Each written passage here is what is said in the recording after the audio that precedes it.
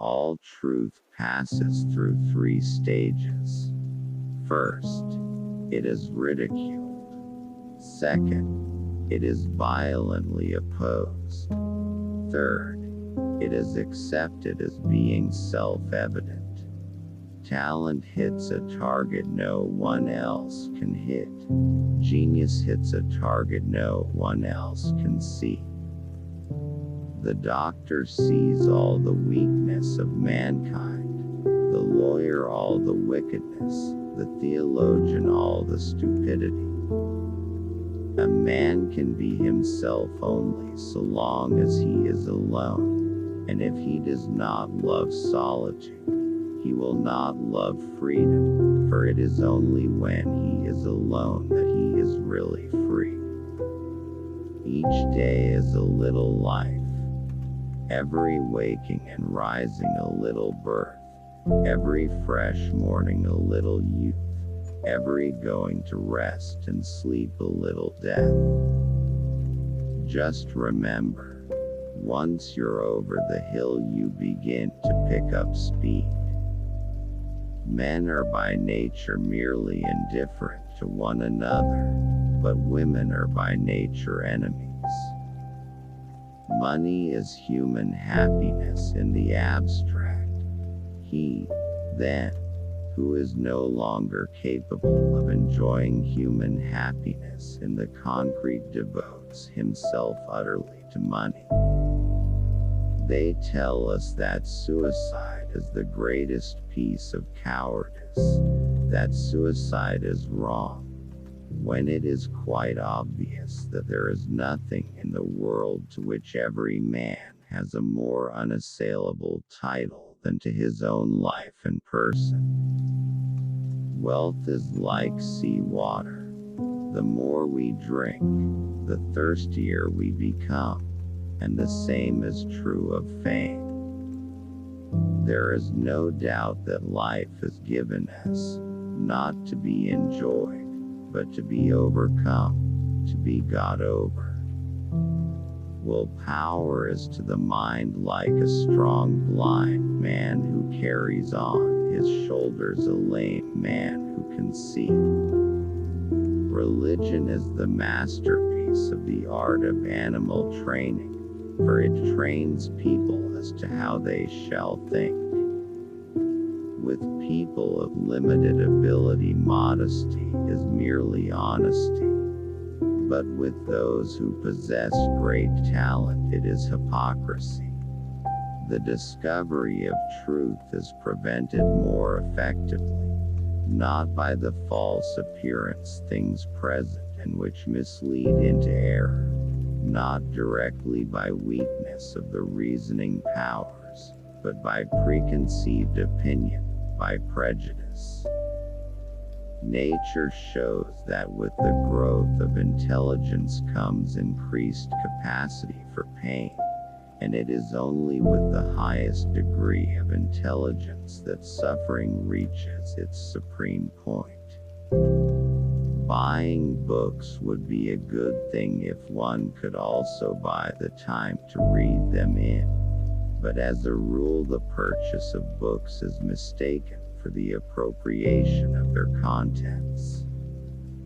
Every person takes the limits of their own field of vision for the limits of the world. Honor means that a man is not exceptional. Fame, that he is.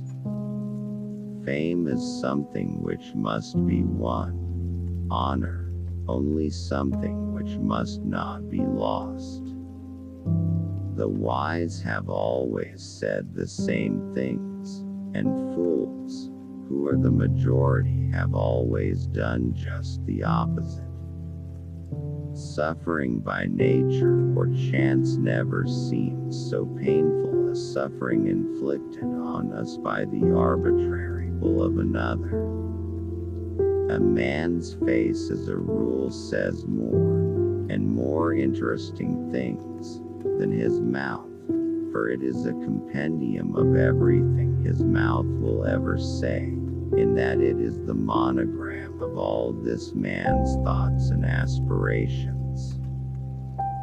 Sleep is the interest we have to pay on the capital which is called in at death, and the higher the rate of interest and the more regularly it is paid, the further the date of redemption is postponed.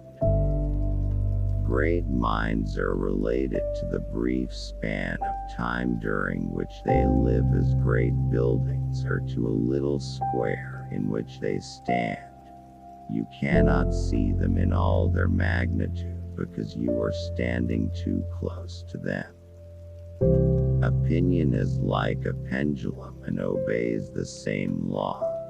If it goes past the center of gravity on one side, it must go a like distance on the other, and it is only after a certain time that it finds the true point at which it can remain at rest.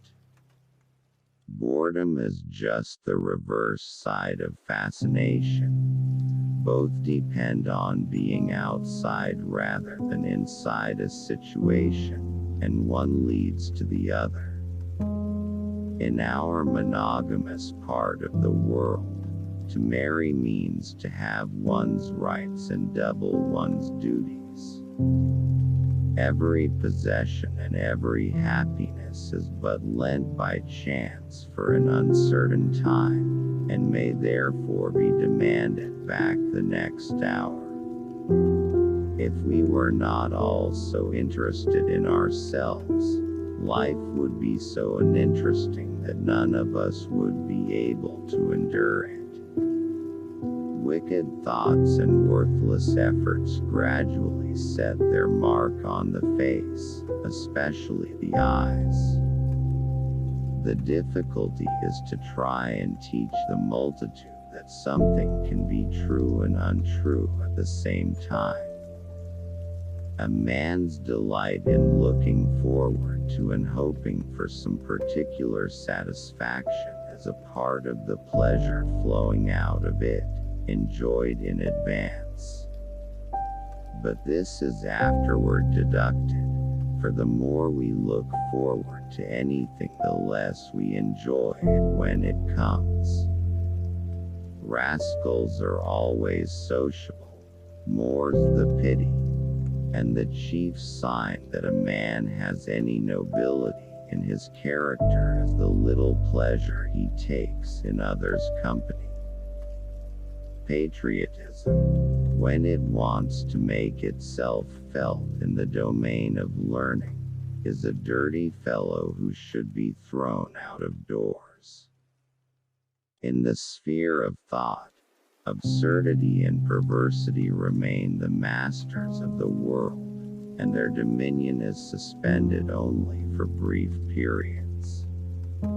It is only a man's own fundamental thoughts that have truth and life in them, for it is these that he really and completely understands.